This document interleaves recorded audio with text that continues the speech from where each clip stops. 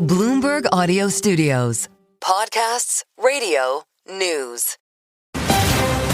You're listening to the Bloomberg Balance of Power podcast. Catch us live weekdays at noon and 5 p.m. Eastern on Apple CarPlay and Android Auto with the Bloomberg Business app. Listen on demand wherever you get your podcasts or watch us live on YouTube. It's all about Greenland today at the White House and maybe Iran, too, as we try to tackle both of these stories in tandem with the help of Bloomberg Washington correspondent Tyler Kendall, who will be with us in just a moment, knowing that we've got officials in town here. And the U.S. president is reiterating his assertion that the U.S. needs Greenland for yet another reason now, and that would be the Golden Dome. As we've been reporting, officials from Denmark and Greenland, the foreign ministers from both, are here in town meeting at the White House with the Vice President, J.D. Vance, the Secretary of State, Marco Rubio, only hours after the president went on Truth Social to say, NATO, tell Denmark to get them out of here now. 2 dog sleds won't do it, referring to both Russia and China. He was linking to a story about them. This is not something that the people of Denmark or Greenland appear to be interested in. In fact, we heard from the elected leader of Greenland, Jens Frederik Nielsen, in this case, speaking through a translator, and we'll play your President Trump's follow-up as well. Let's listen together. Now we are faced with a geopolitical crisis, and if we have to choose between the United States and Denmark here and now, then we choose Denmark. We choose NATO, we choose the Kingdom of Denmark, we choose the European Union. That's their problem. That's their problem. I disagree with him. I don't know who he is, don't know anything about him, but that's going to be a big problem for him.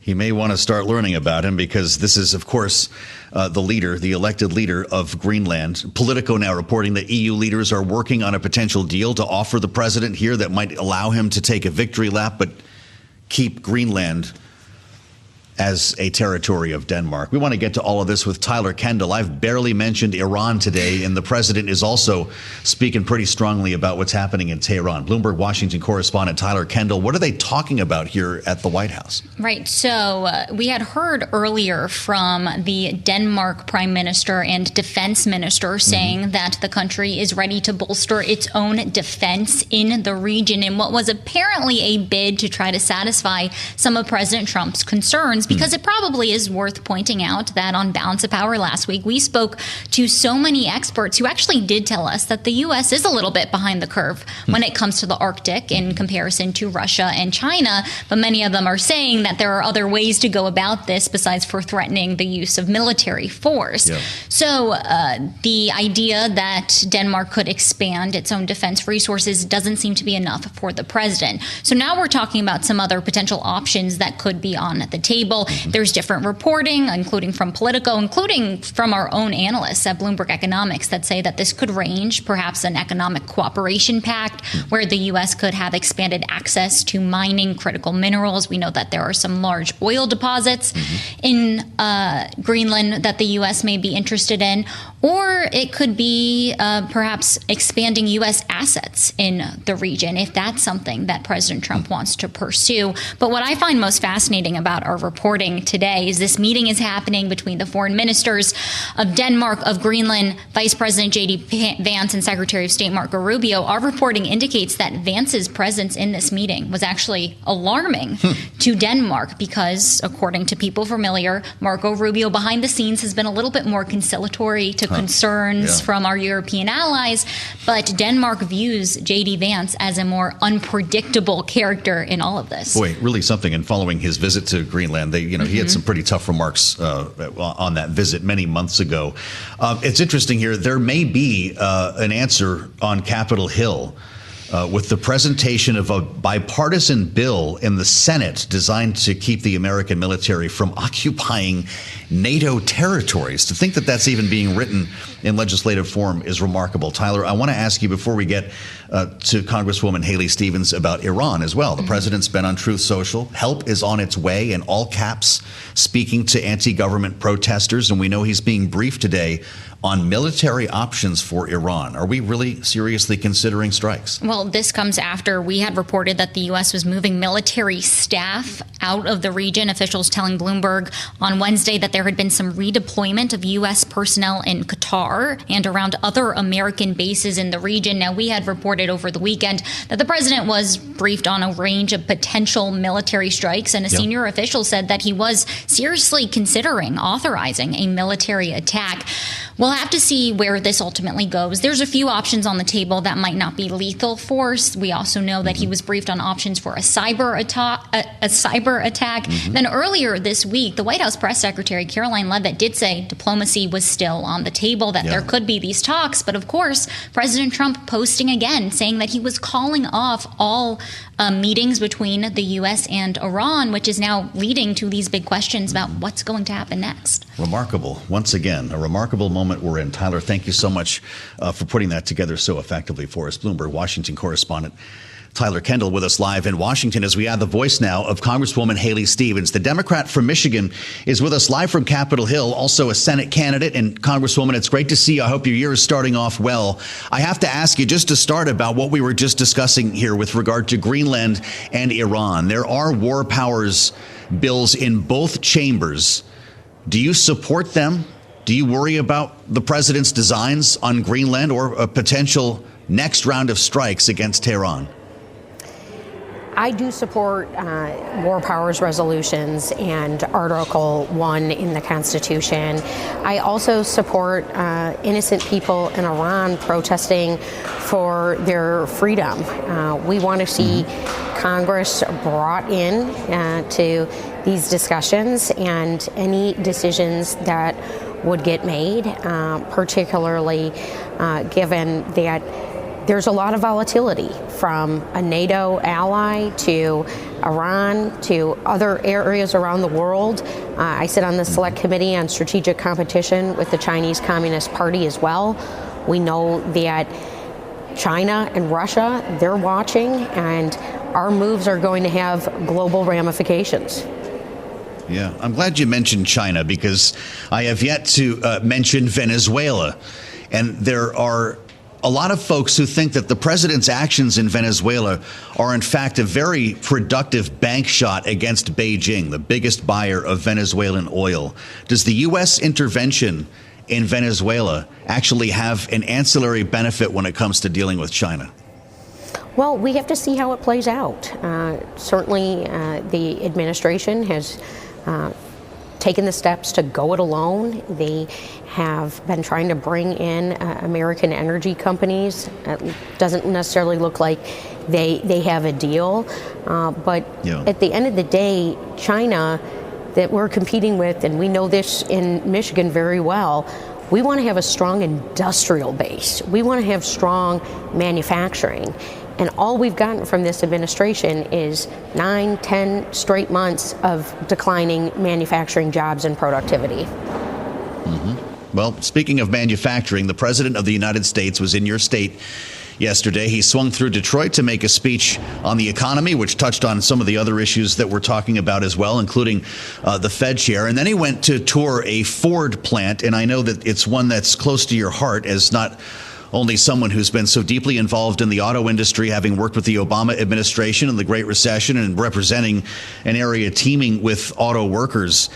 We saw the president talk about the auto industry and share some time with auto workers there. I can ask you about the one he flipped off a little bit later on, but I'm just curious, when you consider the backdrop of tariffs and the state of our economy, how concerned you are about the auto sector right now, because we've actually been seeing some pretty great advances for these companies.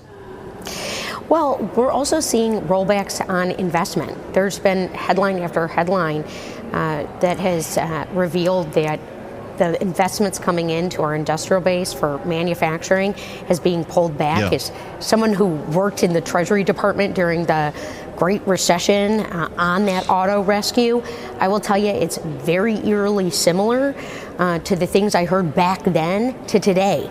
People saying, oh, we made it through the Great Recession. We can make it through this time of uncertainty. And it's one thing if a very, very few are seeing a bigger paycheck, but at the end of the day, it's our workers who are paying more. Erratic tariffs are a tax They're a tax on consumers. They're a tax on small to mid-sized manufacturers.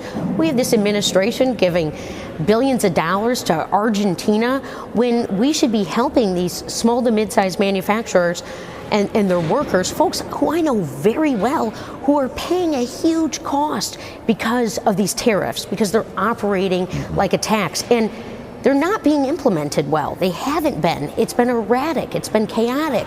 We didn't know which way this administration was going to go day after day.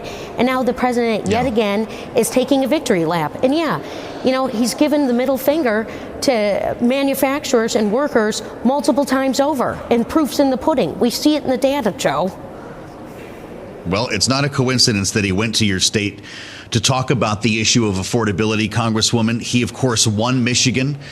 And I'm wondering how you think this issue plays for voters in Michigan, in an issue that he refers to at times as a Democratic hoax. Well, I'll tell you what, I'm offering real policy solutions for Michiganders each and every single day for their pocketbooks and for their jobs.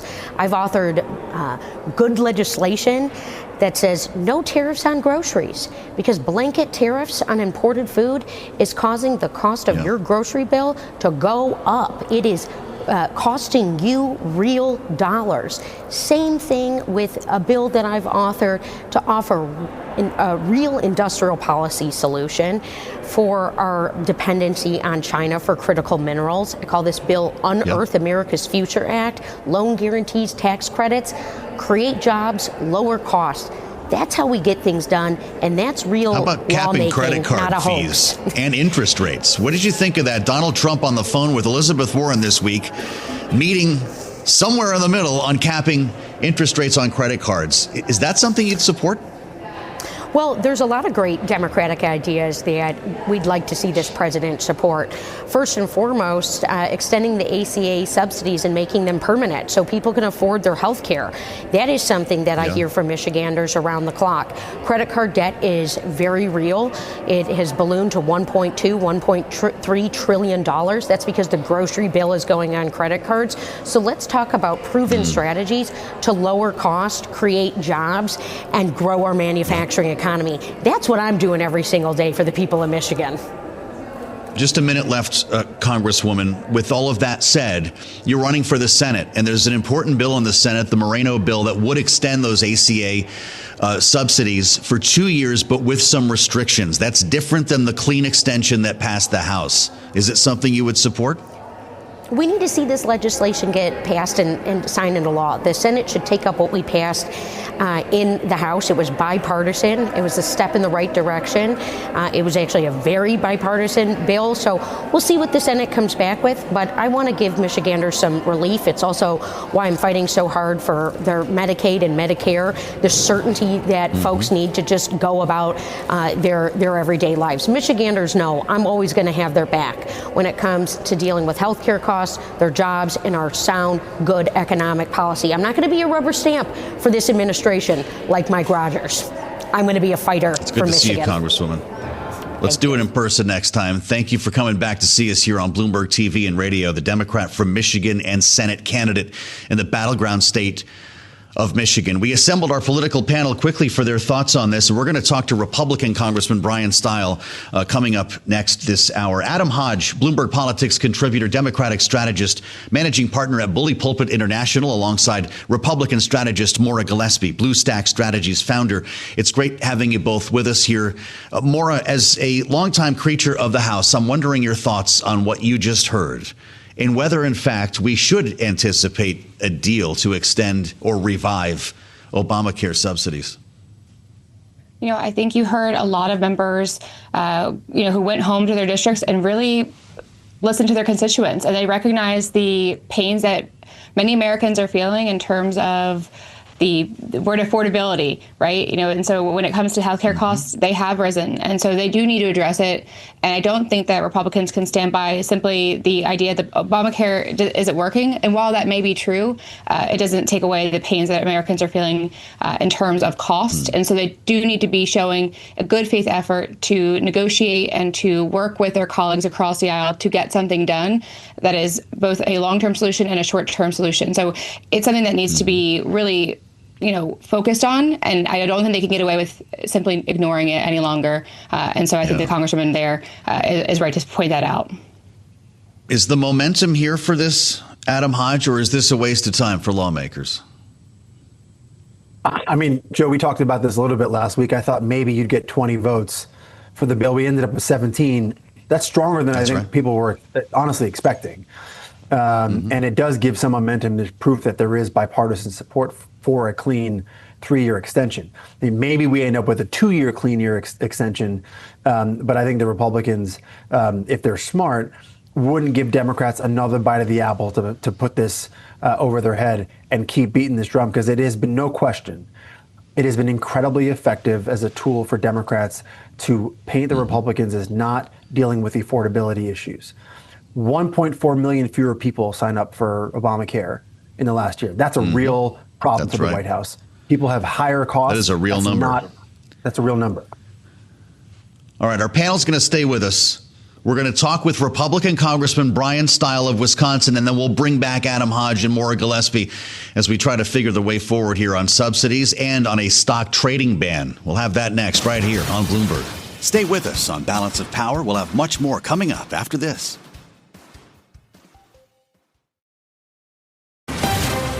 You're listening to the Bloomberg Balance of Power podcast. Catch us live weekdays at noon and 5 p.m. Eastern on Apple CarPlay and Android Auto with the Bloomberg Business app. Listen on demand wherever you get your podcasts or watch us live on YouTube.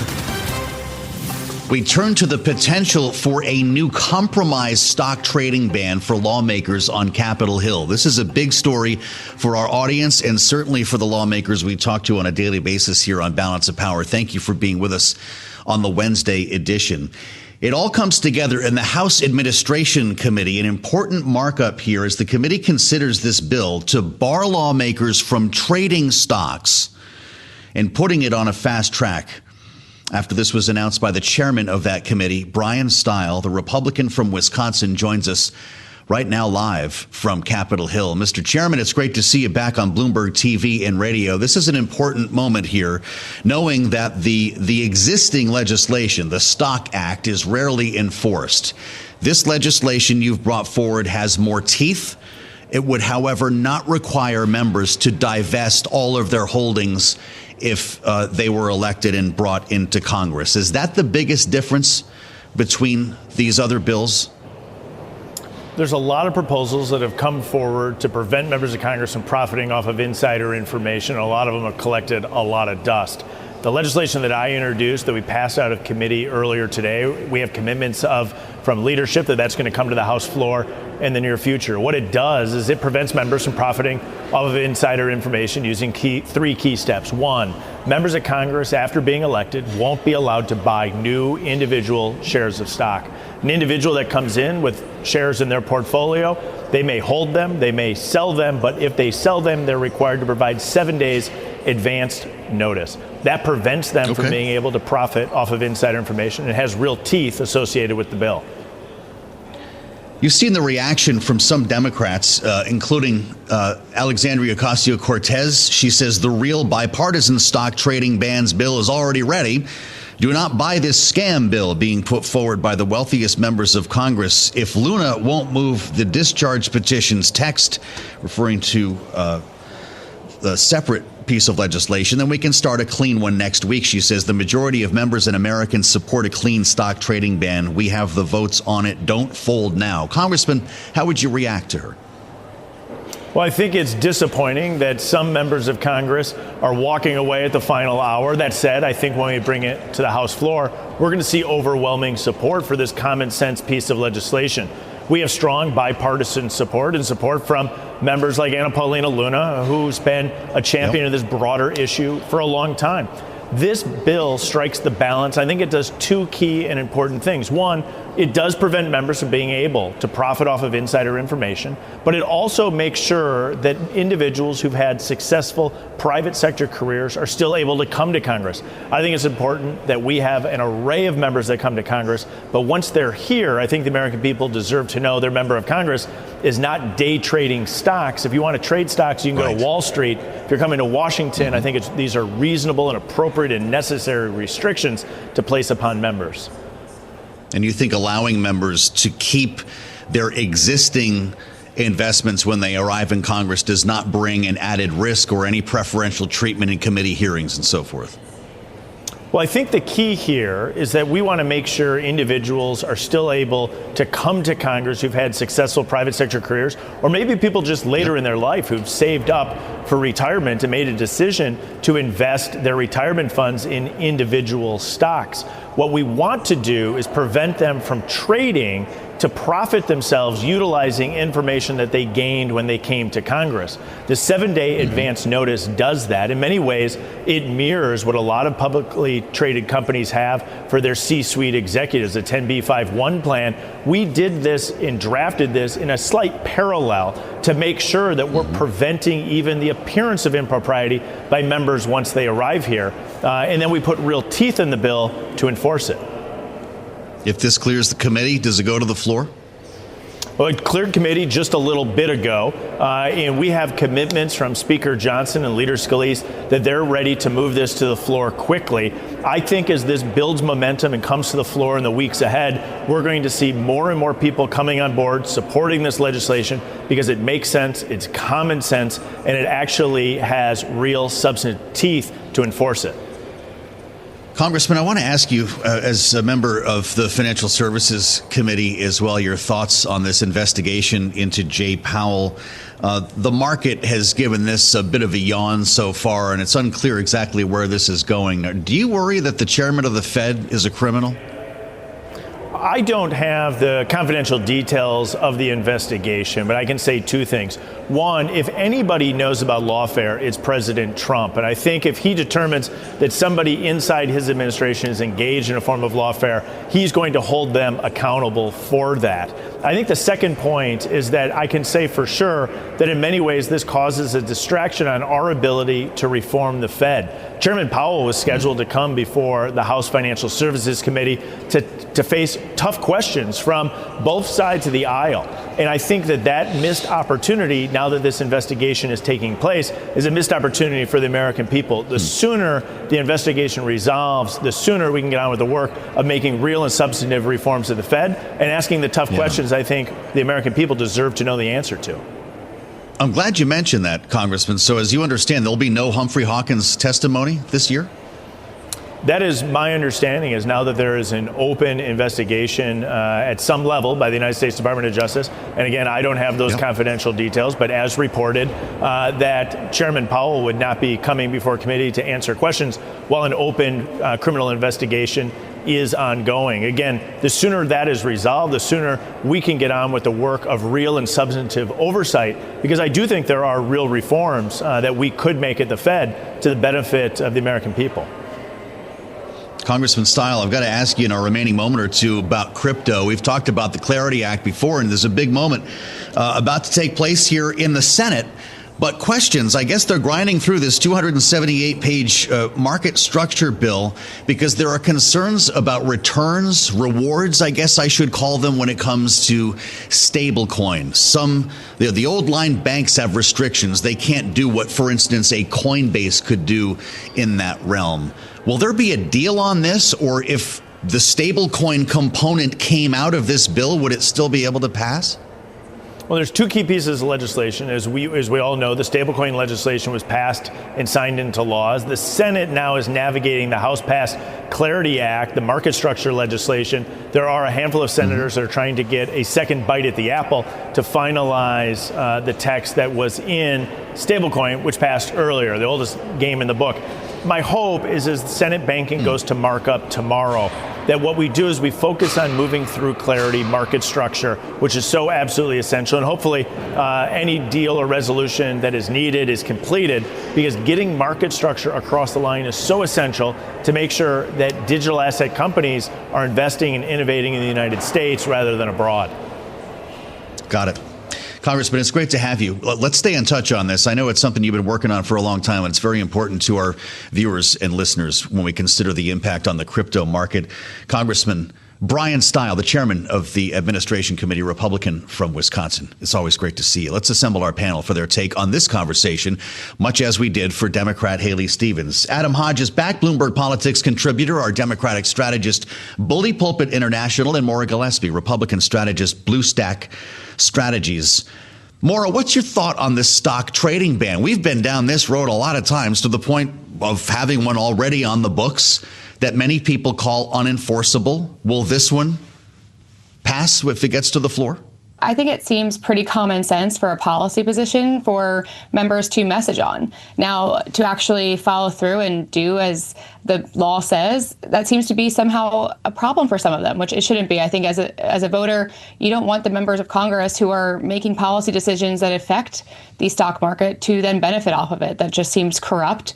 And so to enforce a law that should be, again, as I said, a common sense piece of legislation certainly needs to have more teeth on it. And I'm hopeful that members who say that they support this will actually abide by it. I think that there was a message out there from Senator Mark Kelly who put it pretty succinctly by saying, talk is essentially, I'm paraphrasing here, talk is pretty cheap. You could just go ahead and stop trading stocks now. You don't need to have this law in place to be doing it because it's the right thing to do, essentially.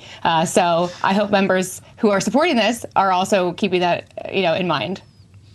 Yeah, God knows, self-policing is another approach. Adam, or do you share concerns that many Democrats have that incoming lawmakers would not have to divest their holdings? Well, I think it's not just the divestment, but it's also a couple other issues, right? The fact that members of Congress's families aren't included in this seems like a pretty big loophole to me. But also, it seems excessively focused on equities when we know members of Congress are privy to insider information across a whole range of financial instruments, right? Not just equities. So that to me feels like a bit of a gap. But I think Maura was onto something here.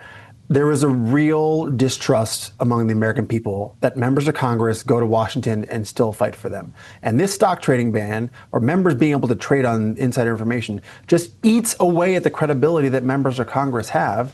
And it's why you think you've seen part of the Congress's popularity with the American people plummet. They think that you're out on the take. You're not really there to solve their problems. They're going to be less likely to have confidence in Congress's ability to solve the big things that actually affect their lives. So that's why I think, not only from a messaging standpoint, but from an actual policy standpoint, getting a real bill with teeth and transparency is critical. We learned something pretty interesting in that conversation with Bryan Steil, confirming what we had heard earlier this morning from the chairman of Financial Services, French Hill. Jay Powell is expected now to not appear for his twice annual testimony on Capitol Hill, Maura Gillespie. The old Humphrey Hawkins testimony, if you're old enough to remember when we called it that, this is just one of the side effects, one of the elements of fallout from this investigation. We've got less than a minute. How important is it that this hearing will not occur? Well, I think it just shows you the severity of the situation. And I'm curious to watch what happens with, again, having an independent Federal Reserve is so critical to not only our economy, but how our dollar does. And I do think that not having this, briefing that members more or less rely on to keep a sense of what's going on, it just shows you that this is a massive mistake by the Trump administration to target Jerome Powell like this. Massive. Interesting. I can't imagine Jay Powell is going to miss that testimony. Adam Hodge, Maura Gillespie, many thanks to both of you for walking us through both of these interviews with Bryan Steil and Kailey Stephens. We'll have much more ahead as we sit down with Doug Rhetoric to consider the economic fallout of all this on Bloomberg. Stay with us on Balance of Power. We'll have much more coming up after this. You're listening to the Bloomberg Balance of Power podcast. Catch us live weekdays at noon and 5 p.m. Eastern on Apple CarPlay and Android Auto with the Bloomberg Business app. You can also listen live on Amazon Alexa from our flagship New York station. Just say, Alexa, play Bloomberg 1130. The banks get earnings season rolling, Charlie. Thank you for setting the table for our conversation with Nora Melinda, who joins us as well from World Headquarters in New York, Bloomberg Markets correspondent. Nora, this is an interesting inflection point with the markets. I know we're not having a lot of fun today, but pretty darn close to their highs of the session. S&P 500 just a couple days ago at an all-time closing high. How much at risk for a pullback are we as we get further into earnings season? Well, it's interesting because this is the first back-to-back losses for 2026 if we think about what we're on track for as we head toward today's close. But a lot of the attention has been on the banking sector, as we've been speaking about. Yep. Of course, they tend to mark the start of earnings season more broadly. We've been hearing from JP Morgan just yesterday. We did get some results out of Wells Fargo, Bank of America, Citigroup, all reporting. And what we're really hearing is a lot of spending, really. That's what the focus has really been on, about bank expenses. Mm-hmm. Of course, we think about the fact that Wells Fargo, it had a profit miss. We also did have severance costs that drove up expenses about $612 million on severance payments alone. And we're going to be hearing about more and more job cuts, not just exclusive to Wells Fargo. So you're really seeing that being the broad-based focus that a lot of traders are dissecting right now in this moment. But if you kind of flash back about last year and the year prior, we did see double-digit gains on the year for the KBW index, which of course tracks a lot of those banking stocks. So it's also, you were seeing a bit of a rotation into that group. So the question is whether or not we're going to see some sort of pullback there as we head further into 2026. Yeah. We get the big investment banks tomorrow, right? Goldman and Morgan Stanley. Are those the exceptions here? Animal spirits, an IPO pipeline that looks better than it has in a few years? Well, we're certainly going to be keeping an eye on the initial public offerings that come through this year. Of course, if you just flash back to 2021, we did see a really, really robust market when we think about those that are debuting to the market. But there's going to be a lot of attention and focus as we really start to see some of those deals really trickling through, especially as we think about those names that are debuting to market. So there will certainly be a lot of attention as we continue to parse these big names that are coming out during this bank earnings season. Mm-hmm. All right, Nora, we thank you. We'll be thinking about this tomorrow when we get the next batch. Nora Melinda live in New York here on Balance of Power. Thanks for spending part of your Wednesday with us. I'm Joe Mathieu in Washington here on Bloomberg TV and radio as we consider the messaging from President Trump. And we understand he could be speaking to reporters a short time from now. We may get a follow on what we heard yesterday in Detroit, the affordability speech, when we heard not so much about how to get to prices, but more about the way the market works or shouldn't be working, according to the President of the United States. Consider the CPI data we saw yesterday. He didn't talk as much about that. Listen to what he said. In the old days, when you had good numbers, interest rates would go down. When you had good numbers, the market would go through the roof. That's the way we're going to make it again. That's the old-fashioned way. That's the right way. Today, if you announce great numbers, they raise interest rates to try and kill it. So you can never really have the kind of rally you should have. What happens and what we want, we're going to have a lot of great months, a lot of great quarters. I want the market to go up. And I think most people would agree. And we're going to try to get into the economic messaging, an evolving message that's coming from the administration on this week that we learned of a criminal investigation into the Fed chair and, of course, saw those CPI numbers. With a good friend of the program, Doug Rhetoric is back with us, founder, managing partner of International Capital Strategies and former member of the executive board at the IMF. Mr. Rhetoric, welcome back. It's great to see you. Thanks, Joe. I hope your year is starting out well. The president doesn't like the way it's going here for the markets, but I don't know how far you need to go back to a world in which a hot economy resulted in lower interest rates. I think what we saw President Trump say is, I want growth. Mm-hmm. I don't believe that there's a connection between growth and interest rates and inflation that most economists would say is kind of a starting point. Yeah. So if you take away that limitation, then in the president's mind, lower interest rates, faster growth, good for everyone, markets respond, everything fine. I'm not sure the world actually works that way, and I don't think the markets necessarily think that's how it all works. Yeah. But that's, I think, what the president's thesis is. Or ever have. Stephen Myron today says we still should have 150 basis points in cuts this year. What would happen to the economy if the Fed actually did that? Would we have the 5% growth the president says? Would we have 10% inflation? I mean, I think that's an unknowable question because I don't think the FOMC would ever go for that. Yes. Right. They are reasonable, seasoned people from right, left, and center of the political spectrum, but they're all rational actors are not going to do something like that. If you end up in a world in which we are dropping interest rates, the Fed is dropping interest rates by 150 basis points, that presumably means we've got a big problem. Like a deep recession. Right. Yeah. Not that happy days are here again, let's just add fuel to the fire because fire is good. fire sometimes burn things down, too. Well, that is very true. We can talk about creative destruction on another day, Doug Rhetoric. But tell me about this idea of Jay Powell facing a criminal investigation and no longer able to deliver his semi-annual testimony before Congress. Who's that going to help? Yeah, that's a really interesting dynamic. Yeah. And I'm not sure that the U.S. Attorney for the District of Columbia fully appreciated when she apparently moved ahead with this. How about it? I think the story that's really interesting is, number one, the Republican, Democrat establishment and global support that Chairman Powell has received. I mean, it's been really quite extraordinary to see the almost universal support he has received. I don't know if the U.S. government decision, and I say it that way because we don't know who actually made the decision, really contemplated this response, nor what your question suggests, which is now Chairman Powell says, I'm sorry, I can't comply with my Humphrey Hawkins requirements because I'm under investigation. Wow. So there are all of these, if you don't have a formal process, whether it's for this decision or any other, the unintended consequences start to mount up. And this is just one of them. But it does mean you've got a Fed chair who's going to be less transparent, not more. Well, I know the president doesn't like him. He called him a jerk yesterday. He wants lower interest rates. But a lot of people saw that CPI report yesterday and said, you know what? This proves that Jay Powell has been on the right side of history. Again, I want to say it's Jay Powell and the FOMC. Okay, fair enough. Because although the chairman obviously has the power of the chairmanship, the committee itself, I mean, there have been one or two dissents, fair enough. Yeah. But in general, this has been a committee, an FOMC, that has been broadly supportive of the direction Chairman Powell has been taking the Fed.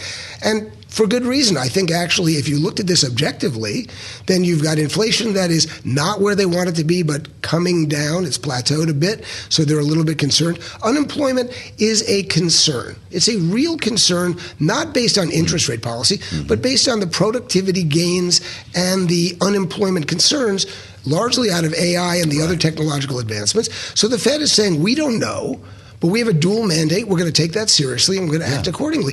And as you say, the figures we've seen so far have kind of supported the Fed's policies. Well, so we can add even more uncertainty. The reason we first called you a couple days ago to join us today is there was a decision day for the Supreme Court, and it was expected that today might be decision day on the president's tariff regime. We still don't know what's going to happen to these so-called reciprocal tariffs. The Fed doesn't either, so in the end, still can't really draw a real conclusion, right? Yeah, and I think that a lot of us think that the tariffs are illegal under IEEPA, but we don't know what the rationale the court will ultimately decide. So they could split the baby. Yeah. And you could have something that is on one side ruling that they're unconstitutional, but the refunds become a more tortured process, could take years. We just don't know a lot of what is and isn't going to be in an ultimate decision by the court. And if we don't know it, I don't think the Fed has any greater insight than we all do. So you're right. This is a huge amount of money. It's a huge policy that impacts every aspect of the American economy, fiscal, consumer spending, corporate earnings, and we just don't know. Well, there are a lot of lawyers who are about to make a lot of money. 1,000 companies have preemptively sued the administration, famously Costco, but there are many others, and you wonder if there's no refund mechanism, if that will all just simply ride on the lawsuits from companies against the White House. Well, it's 1,000 big importers, but there are probably millions of actual claims. Good Lord. And so what you've got are a number of the bigger importers, Costco and others, that preemptively filed a claim to protect their rights under certain possible rulings. So there are certain scenarios where if you filed, you get the claim, but if you didn't, you didn't. So what are you going to do? You're going to hire a lawyer, you're going to file a claim. So it's very uncertain. But I want to just throw one other thing in on the tariffs, which is in the world of affordability, where the midterms were in January, but we're already talking about the midterms, and affordability is the mantra that everybody's talking about. There is a scenario. I'm not saying this is what Trump is going to do, but there are some people who say if the tariffs are rolled back, then will he go for the more aggressive follow-on statutory authorities to keep those tariffs on, or will he kick the can a bit? Because if you remove tariffs, you actually, by definition, lower prices. Well, that's right. And so actually, would that not be in his political interest, even if he's tariff man? Yes. And I don't think he's going to do this. But I'm throwing it out there that who knows, even if he goes Section 122, which means he has 150 days, at the end of the 150 days, Does he really continue down an aggressive tariff path, or does he back off, bring some price pressures down, and hope it helps the Republicans in the midterms? Well, you're asking all the right questions here, because there could be a very lengthy investigation for any number of justifications that might coincide after the midterms, right? And prices are somehow lower between now and then. By the way, producer James telling us Polymarket now has a 33% chance SCOTUS rules in favor of President Trump on tariffs, up 10% this week. This idea that more time means favorable to Trump, you don't buy it? I don't. I don't because the court is already ruling on a very expedited basis. Yeah. So we had always said it'll probably be January or February. Yep. Everybody got all excited and thought it was going to be the first week of January. Now the second week of January. We're sticking to where we were. It was going to always be probably January or February. Okay. Yeah. If it rolls off, if it doesn't get decided by February, then I do think we can read into it that there is a greater likelihood it'll be a very complicated decision that doesn't necessarily go against the administration if they kick it to June. But I don't think that's going to be what happens. Boy, a lot of reporters are going to be chewing their fingernails between now and June. Take me to Davos next week. No, I mean, really. The president is going to try to deliver this domestic message on affordability before a skeptical crowd, I think we can admit, at Davos, with tariffs and Greenland in the air. Never mind Ukraine. How does this land? So I think the question will be, does he do what he did in Pennsylvania, which is announce a big speech on affordability and then give very little time to affordability and just go off on a riff? Yeah. I don't know why he would pick the Davos Forum to give a speech on American domestic affordability. Yeah. So the question will be, how much does he actually stick to the script? Or with the great and the good of the international community sitting in the audience, is he going to just feel compelled to deviate to Greenland, to NATO, to whatever strikes him, which I think is probably more likely going to be the outcome.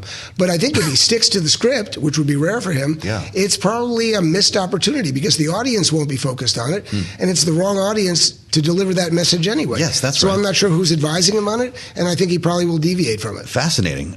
We've only got 30 seconds left. Are there going to be deals made at Davos, or is this just a chance for us to all get together and talk about big ideas? I think this is going to be a rather dysfunctional Davos because there'll be people who say it's all about Trump. Then there'll be people who say it's not all about Trump. Then there'll be people who know it's all about Trump, but will argue that it's not about Trump. And so it's really going to be all about Trump. But the last thing I'd say is whatever the conventional wisdom in Davos is almost always wrong. Fascinating. We got to do this way more often. The great Doug Rediker, I'm delighted you came over. Founder, managing partner, International Capital Strategies. Thanks for listening to the Balance of Power podcast. Make sure to subscribe if you haven't already at Apple, Spotify, or wherever you get your podcasts. And you can find us live every weekday from Washington, D.C. at noontime Eastern at Bloomberg.com.